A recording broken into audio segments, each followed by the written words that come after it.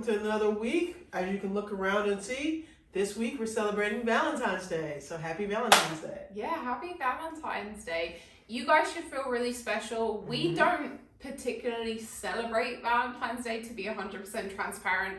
So all of this is for you. So we really hope you enjoy the Valentine's Day setup. And if you do enjoy it, as always, subscribe down below. Always a thumbs up. And now follow us on Instagram at the Newly Smiths. So let's get started.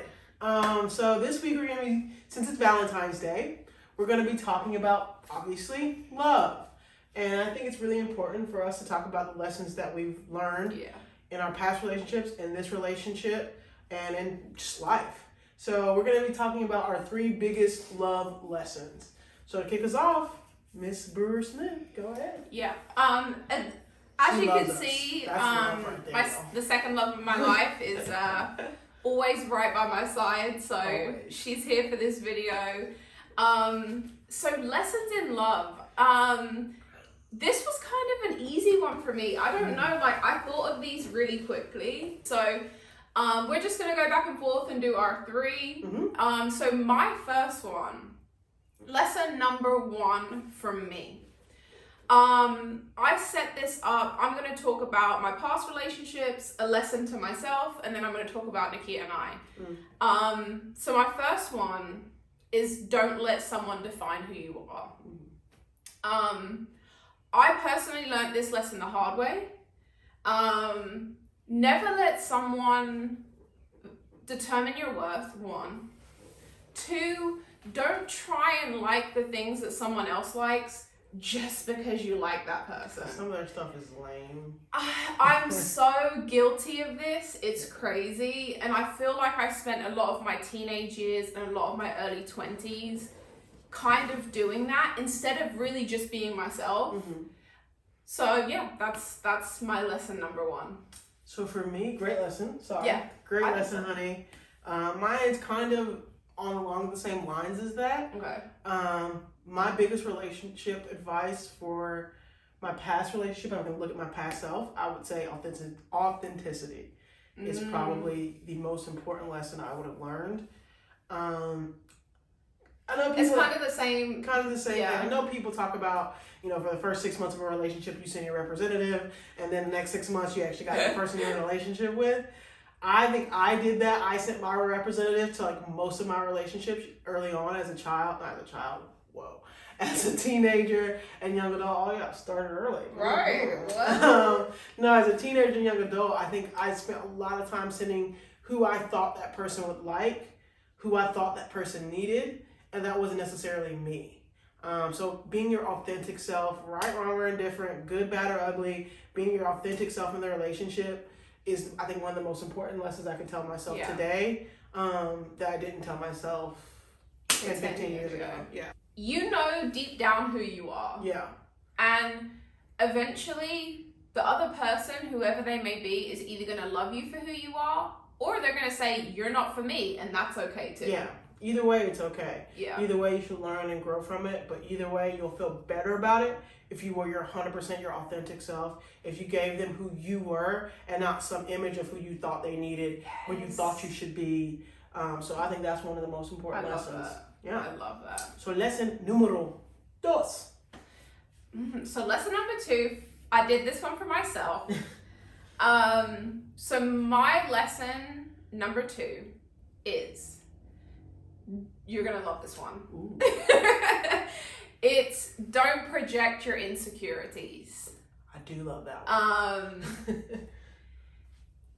I can honestly say I also learned this the hard way. I think I came into our relationship with a lot of insecurity about my self-worth, about myself, about relationships in general. And I basically dumped all of that onto our relationship in the beginning.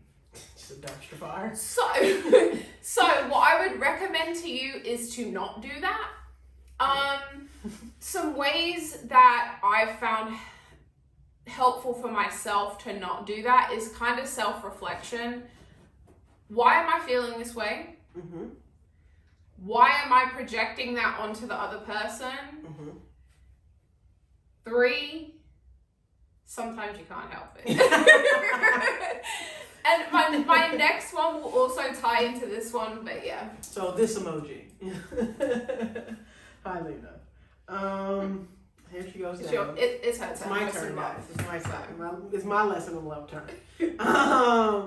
So my second lesson for me would be in this relationship, in any relationship, whether it be romantic or otherwise, I think communication is key for love. Whether it's the love between a mother and a daughter, love between friends, love between lovers. I think communication kind of gets lost in those things, but it's honestly the most important aspect 100%. Of any type of relationship. Good and bad communication is just as important.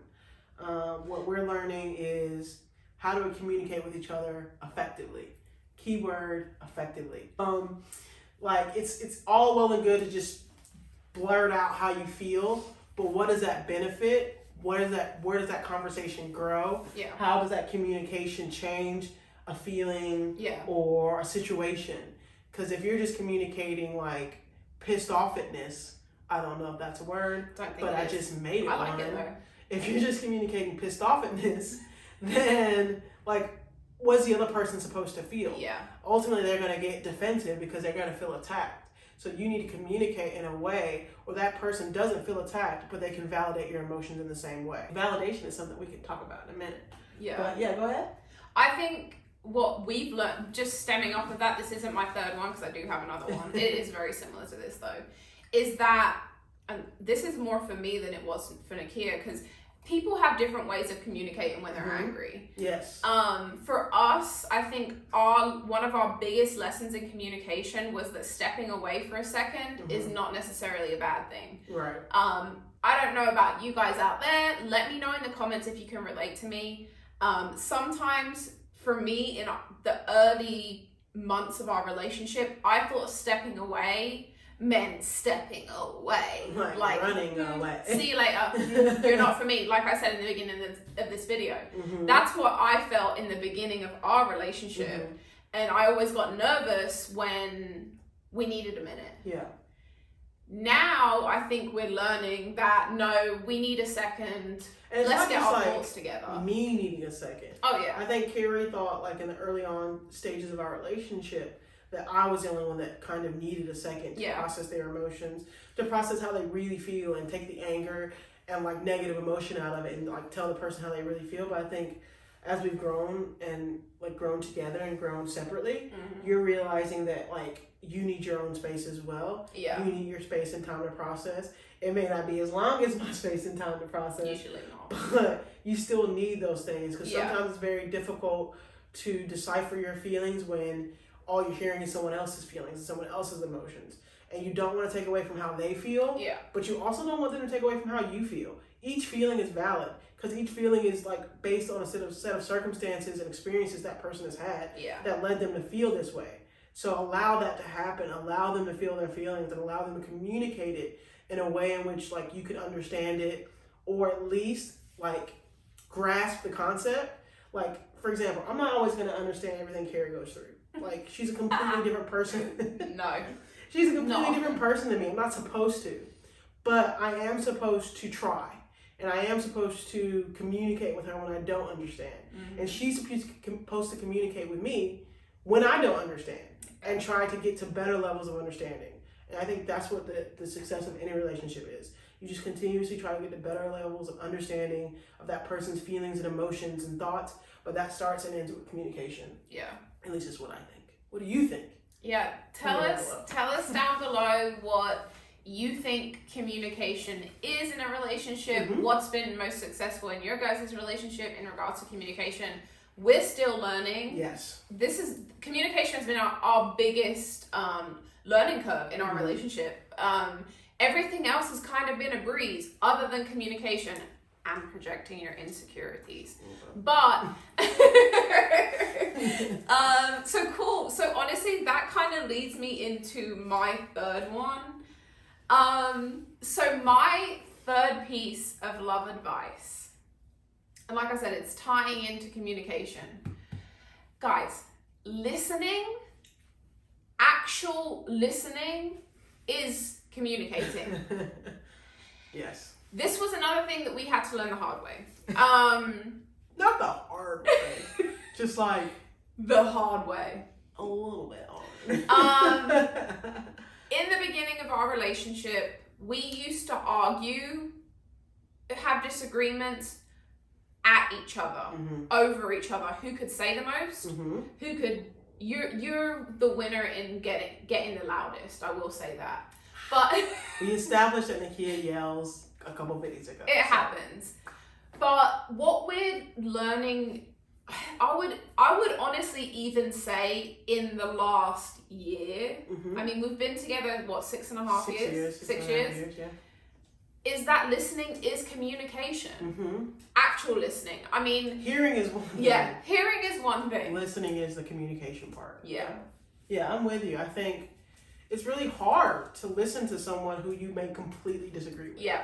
Who saw the situation completely differently than you saw it. But it's incumbent upon you as the other person in the relationship to listen to what that person's perspective is. Because listening validates how they feel. You may not agree with it. And you don't have to agree to validate someone's feelings. 100%. Which leads me into my number 3, which is validation. I knew validation was going to be one of yours. I knew it. So, I think it's super important to validate another person's feelings and emotions. Like I just said a second ago, validation doesn't mean you agree. Validation doesn't mean you don't feel your feelings. It means I understand that I feel mine, so you have to feel yours. You have. She's going nuts. Codependency at its finest right here. That's another issue, but we don't need to talk about codependency. But I understand that. Sit down, Lisa. Okay. So, I understand that, you have a set of emotions based on a set of circumstances and experiences you've dealt with in your life. So, it's unfair of me to assume that, my feelings, my opinions, my set of circumstances and experiences are the only ones that exist. Yeah. And just because a situation went one way, Kerry can see it in a completely different way just based on those things. So, I need to, as her partner, validate those emotions. Yeah. It does not mean that she's right. It does not mean that the situation, from my perspective, didn't occur or is wrong, or my feelings somehow get squashed in the midst of it. It just means we're two people in a relationship and we're not always going to agree. Yeah. But we always need to make sure the other person feels like they're important. And validating your feelings makes you feel like you're important. Yeah, no, 100%. I feel like everything that we shared today, take some notes, because we learned all of these the hard way. Don't worry. We learned all of this the hard way, I think. Definitely, yeah. Growing pains. I think that's what we call it, growing pains. We're both pretty stubborn people, so validation was also, you're very stubborn. You're more stubborn than me. Validation from my mama. was so difficult for us in the beginning. Now it could be something as simple as, okay, I understand how me saying that could make you feel this way. But this is what I meant. Yeah. Or you can agree to disagree on certain things. Yes. Okay, I get that you see it that way. This is how I see it, and we are both valid in how we feel. Exactly. And that all ties in together with the communication piece. Yeah. It's how you communicate those feelings and emotions. It's very difficult for someone to validate your emotions when they're feeling attacked. I don't think it's valid to be accusatory or attacking to anyone. Yeah. I think tell the person how you really feel. Yeah. Anger can mask how you really feel. Oh, 100%. So to validate someone's emotions, it's two-way street. Yeah. It's up to you to communicate those emotions in a productive, effective manner.